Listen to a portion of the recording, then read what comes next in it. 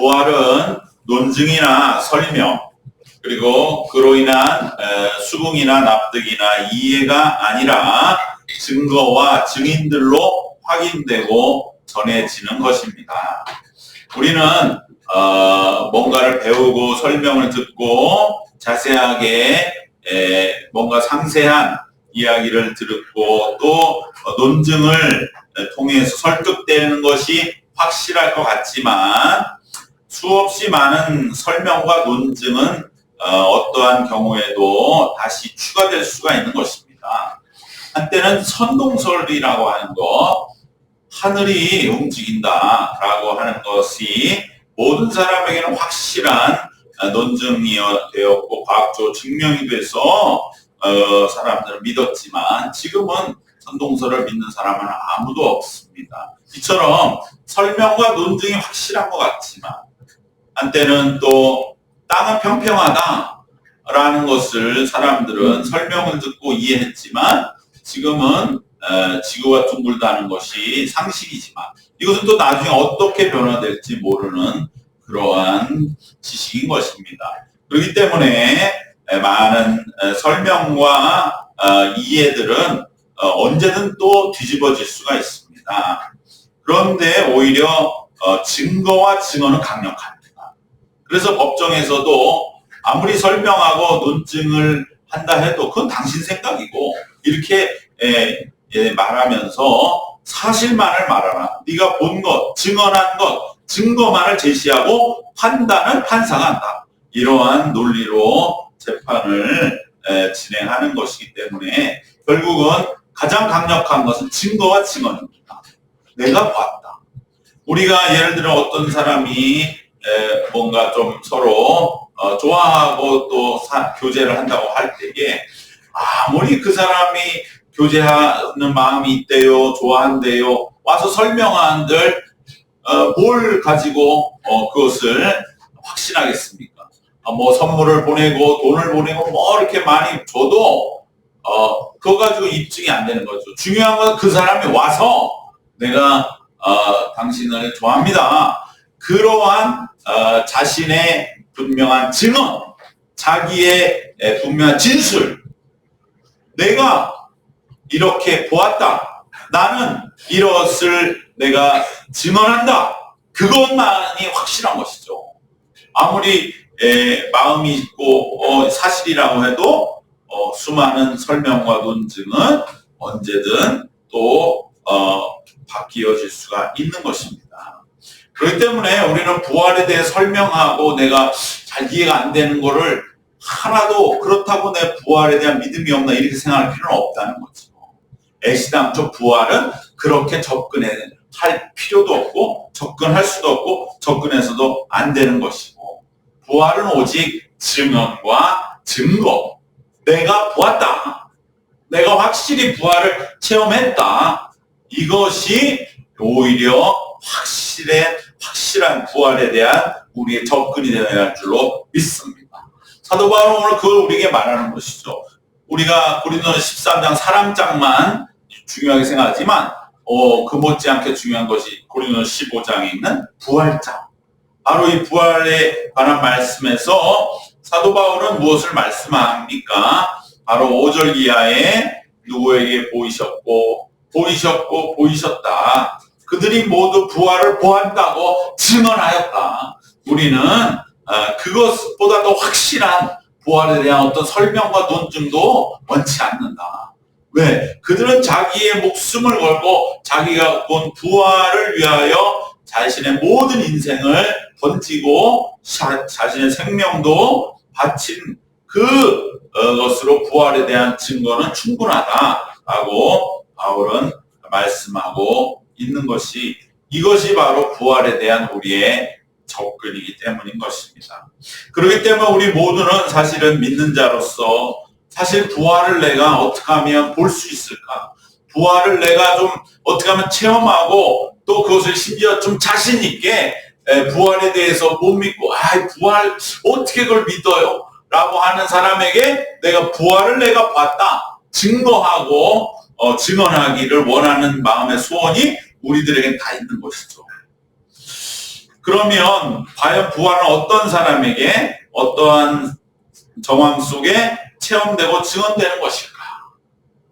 그래, 내가 이렇게 부활을 좀 한번 체험하기를 원하면 성경에 그러한 사람은 누가 있을까? 그럴 때 우리에게 가장 생생한 부활의 증인이 되는 길잡이가 바로 오늘 사도 바울의 증언인 줄 믿습니다. 왜냐하면 제자들은 예수님이 십자가에 죽으시고 3일 지나서 부활하셨는데, 사실 우리가 생각해보면 시간상으로는 딱 3일이면은 우리가 벌써 72시간이 되지 않습니까? 그런데 72시간이 안 되잖아요, 사실은. 왜냐하면 금요일 날 바로 돌아가시고, 그리고 토요일 하루, 일요일 새벽이란 말입니다. 그러니까 사실상으로 보면 시간상으로는 한 40시간 정도 되시면, 참 우리가 정말 요즘 사실적인 생각을 하는 걸 너무 좋아하는데, 40시간 동안 죽으셨다가 깨는 거, 이건 또 뭘까? 우리가 많이 여러 가지로 생각해 볼 수 있지만, 그런데 바울은 틀리죠. 바울은 바로 예수님이 3일 만에 부활하신 후에 만난 게 아니고, 벌써 예수님이 승천하신 다음에 그 시간이 몇 년 지난 후에 바울은 다메섹에서 예수님을 만났거든요. 그러니까 제자들이 만난, 즉 십자가에 죽으시고 얼마 지나지 않아서 부활하신 예수님을 만난 거와 바울하고는 차이가 좀 있는 것이죠.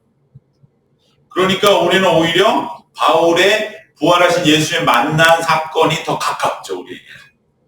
우리는 제자도 아니고, 사실은요, 우리가 더 현실적으로 말하면 바울은 예수님의 얼굴 생김새는 몰랐죠. 그러나 제자들은 알았어요. 그러니까 제자들은 예수님 다시 나타나셨을 때 완전한 몸으로 나타나셨지만 옛날 모습은 있으셨다, 이 말이에요. 부활의 몸은 우리가 지금의 몸을 가지고 알아볼 수 있는, 즉 정체성, 나의 동일성은 이어지는 몸인데도 여기에 완전해지는 몸이라는 거예요.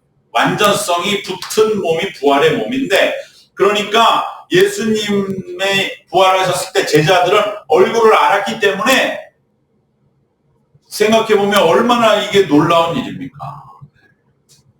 저는 어떻게 보면 생각해보면 예수님 부활에 나타났을 때 제자들이 기절 안 한 게 정말 그 사람들도 대단한 거다.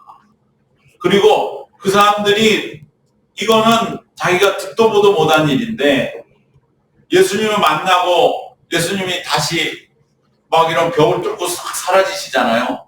그랬을 때 다들 모여서 가만히 있어봐, 우리가 잠깐 지금 예수님 만난 거 맞나? 우리가 뭘 본 거야? 막 이 상황을 어떻게 할 수가 없는 그러한 상황 속에서 제자들이 이제 그래도 우리 예수님 맞아. 이거 확실하잖아. 시신이 없잖아. 그리고 우리가 예수님 얼굴 알잖아. 방금 오신 분 예수님 맞아. 만져본 사람도 있어. 그러니까 육신이 맞아. 바로 그러한 여러 가지 일들 속에서 예수님을 만난 제자들과 달리 바울은 예수님의 얼굴을 몰라요. 사진도 없어요, 당시에는. 그러니까 바울이 사도행전 9장에서 예수를 만났을 때 물어보잖아요. 누구십니까? 당신 누구십니까? 그럴 때 예수님이, 그래, 넌 내 얼굴 모르니까 네가 핍박하는 예수다 라고 예수님은 말씀하시는 것이죠. 여러분, 우리도 예수님이 부활하신 예수님을 우리가 만날 때면 우리가 어떻게 알아보겠습니까?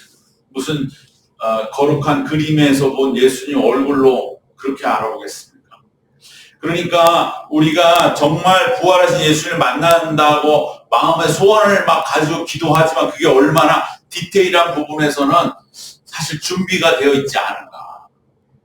정말 내가 예수님을 만났을 때 어떻게 알아볼까? 바로 여기에 예수님을 우리가 만나고 본다고 하는 것에 새로운 눈이 뜨여야 할 줄로 믿습니다.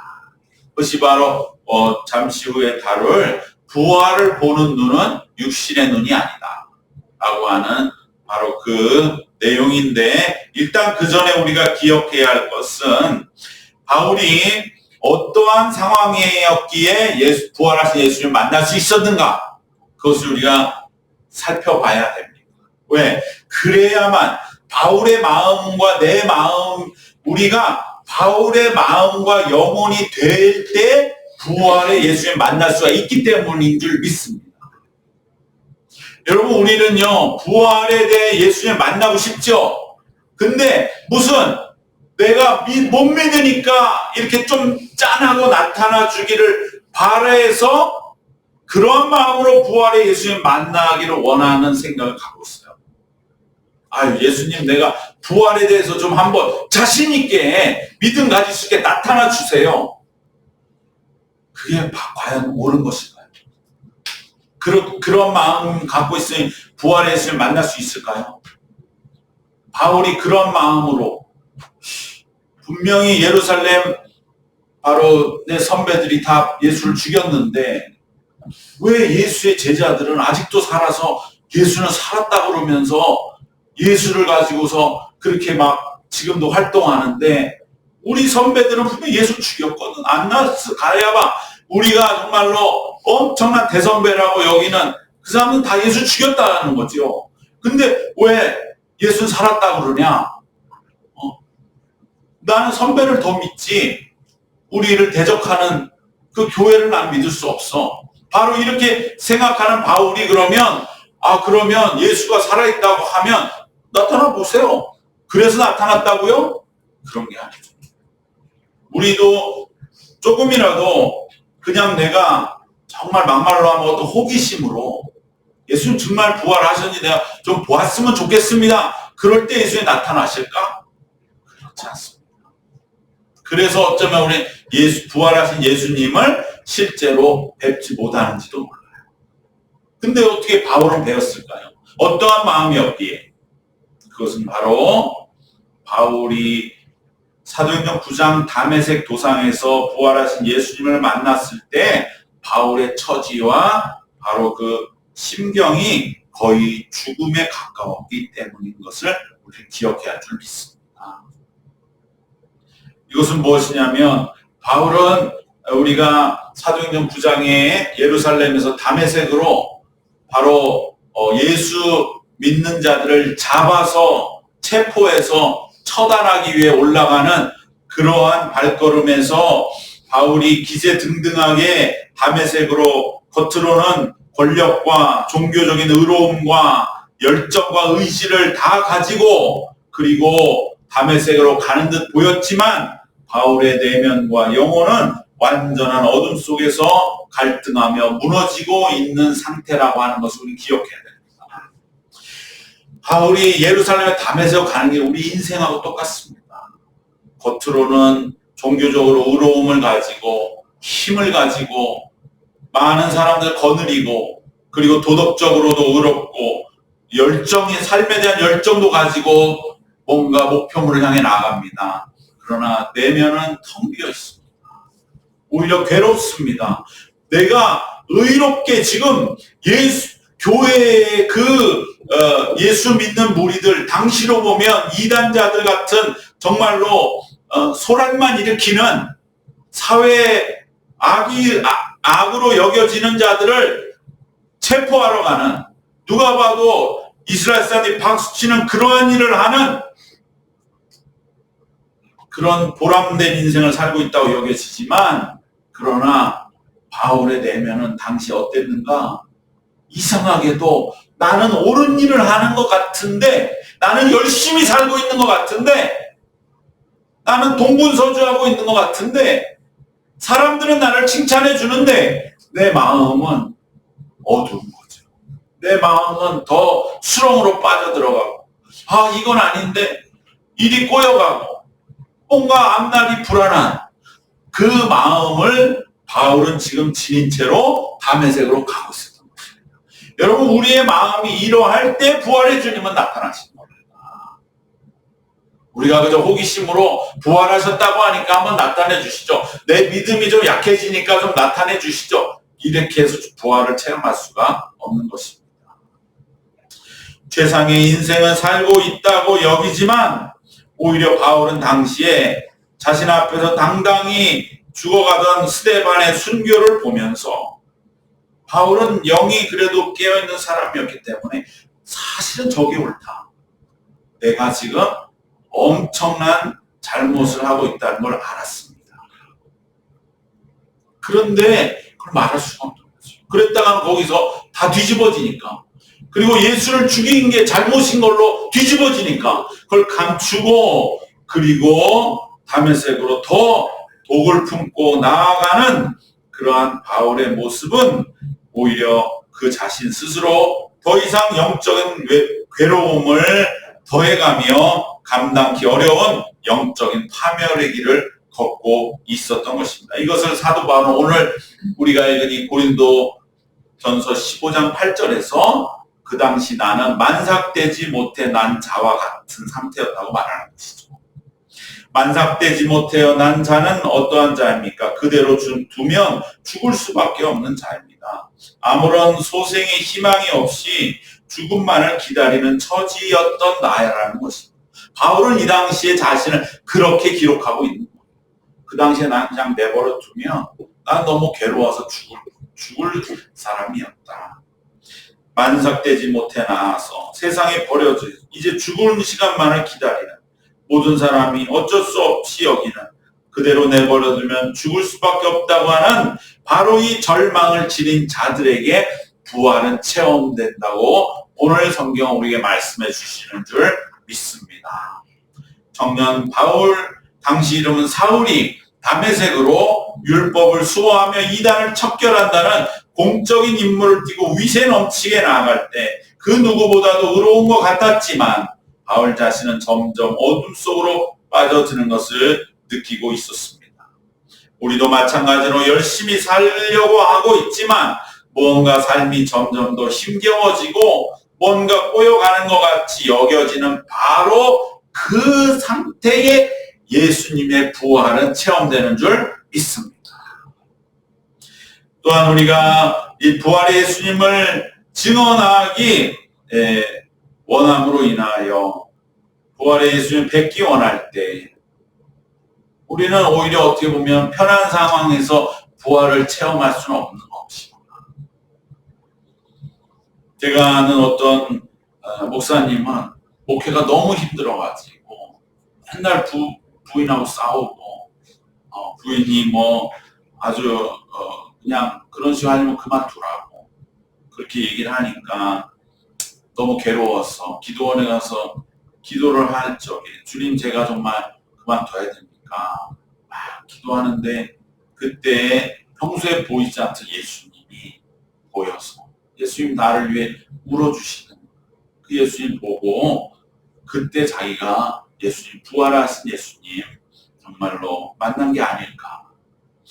바로 우리가 부활의 주님을 체험하지 못하는 이유 중에 하나는 정말 내 영혼이 얼마나 절망 속에서 낙심 속에서 빈곤함 속에서 하루하루 겨우겨우 버티고 있는 그 상황인 것을 내가 아지 못할 때는 내가 정말 부활의 주님을 간절히 만나고 찾기를 원하는가. 오히려 내가 진정으로 낙심되고 낭망되고 절망 가운데 있을 때 오히려 그때 부활의 주님은 나에게 오셔서 우리를 만나주신다고 하는 것을 기억하시기를 바랍니다. 그렇기 때문에 우리가 진정으로 마음의 깊은 상심 속에서 기도하는 바로 그때가 오히려 부활을 체험하는 때가 되는 놀라운 은혜와 축복의 시간이 될 줄로 믿습니다. 두 번째로 우리가 기억해야 할 한 가지가 있습니다. 우리가 그동안 생각할 때 부활의 체험을 우리가 본다. 그때 볼 때 우리는 자칫하면 내 눈앞에 좀 보이는 어떤 형상으로 육신의 눈으로 우리가 보기를 마음의 염두에 두었을지 모르나 사실 오늘 바울의 이 다메섹에서 예수님을 만난 이 일을 가만히 살펴보면 특별히 이 본다라고 하는 것이 굉장히 강조되어 있고 거기에 하나의 반전이 있다고 하는 것을 우리가 보게 됩니다. 그것은 무엇이냐? 부활의 예수님을 본 것은 바울의 육신의 눈이 아니라 영의 눈이라는 사실입니다. 사도행전 9장의 바울의 부활 체험에서 오히려 바울의 육신의 눈은 멀어버리고 말았습니다. 즉 부활의 주님을 뵐 때 육신의 눈은 먼다는 것입니다. 그러니까 우리가 뭔가 내가 부활의 주님을 볼 때 내 눈으로 그것은 엉터리 같은 생각이에요.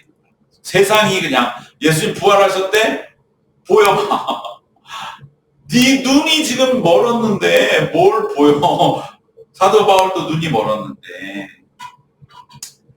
바로 이 부활의 주님을 뵈면 오히려 육신의 눈은 멀게 된다는 것입니다. 나중에 이 눈은 다메섹 읍내에 있던 아나니아에 의하여 회복됩니다. 이것은 단순한 시력의 회복에 불과한 것이 아니라 비로소 새로운 부활의 새 생명의 눈이 띄어졌다는 뜻입니다. 그렇기 때문에 육신의 눈은 부활의 예수님을 보는데 아무 상관이 없습니다. 내 눈으로 예수님 부활하시면 보려는 생각 버리시길 바랍니다. 내가 이제까지 왜 부활의 예수님 못 봤느냐? 바로 내 눈이 육신의 눈이 있으니까. 영의 눈이 준비가 돼야 부활의 예수님을 뵙는 것입니다. 그러면 다메섹에서 예수님 앞에 바울 앞에 예수님이 나타났을 때 다른 사람이 못 본 게 정확하게 설명이 되는 거죠. 그 사람들은 여전히 육신의 눈만으로 앞에 일어난 일을 보니까 바울이 갑자기 말에서 떨어져가지고 막 사람이 헛소리를 한단 말입니다. 근데 그 사람들은 아무것도 못 보는 거예요. 바울은 왜 저래? 바울은 그 순간에 예수님을 봤잖아요. 그러니까 뭔가 눈이 다르잖아요. 우리도 부활하신 예수를 보려면 육신의 눈은 버리고 영의 눈을 떠야 할 줄 믿습니다. 그러면 내가 그동안 부활의 주님을 흐릿하게 보았다든지 뵙지 못한 것은 내 영의 눈이 띄어졌지 않기 때문이라고 우리는 다시 한번 이 말씀을 새길 수가 있습니다.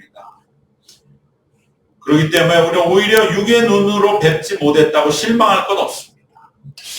매년 부활절을 맞이하는데 부활하신 예수님 내가 또 올해도 못 보는구나.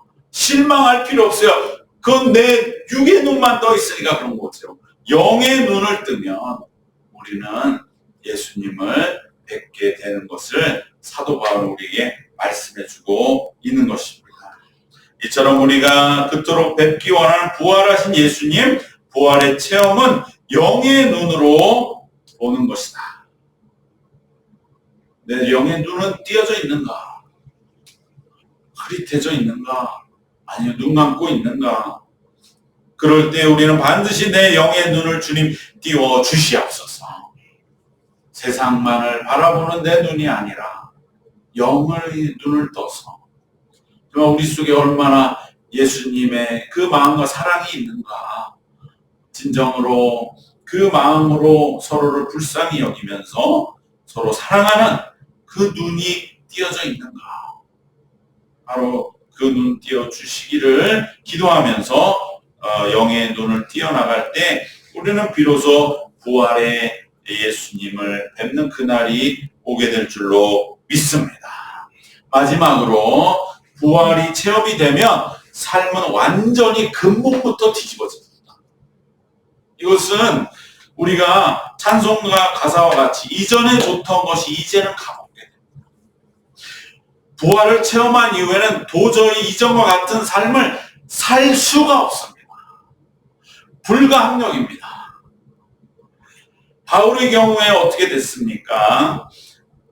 반삭되지 못한 안자 같은 바울의 그 삶이 오히려 가장 영광스러운, 가장 복되고 가장 귀한 사도의 삶으로 변화되었어.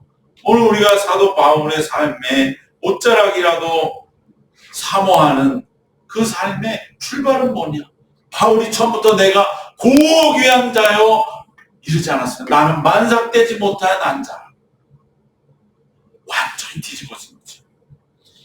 바리새인 중에 바리새인이라고 그 콧대 높던 그 유대인 중에 유대인이라는 자가 뭐라고 자기를 고백합니까? 나는 죄인의 괴수였다. 완전히 뒤집어지는 자신의 삶을 받아들이는 거지. 바울이 이전에 바리새인의 예루살렘 젊은 권력자, 또 남들이 다 율법을 수호한 자로 누렸던 그 모든 영광은 가장 큰 죄와 부끄러움이 되었고요. 오히려 자기가 가장 이 세상에서 멸시하고 이 세상 없이 여겨야 됐다고 받기했던 교회가 오히려 바울에게는 자신의 생명보다도 소중한 바울이 평생 세워갔던 목숨 걸고 지켜왔던 그러한 값어치의 존재가 되는 그러한 완전히 뒤집어지는 역사는 바울에게는 너무도 분명하고 확실하고 풍성한 것입니다. 이것이 바로 내 삶에 적용되도록 할 때에 우리도 바울처럼 부활의 증인이 되는 줄 믿습니다.